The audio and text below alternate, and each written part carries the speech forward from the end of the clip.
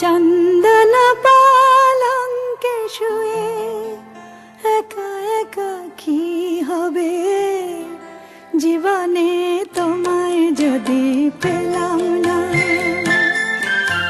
চন্দন পালঙ্কে শুয়ে একা একা কি হবে, জীবনে তোমায় যদি পেলাম না।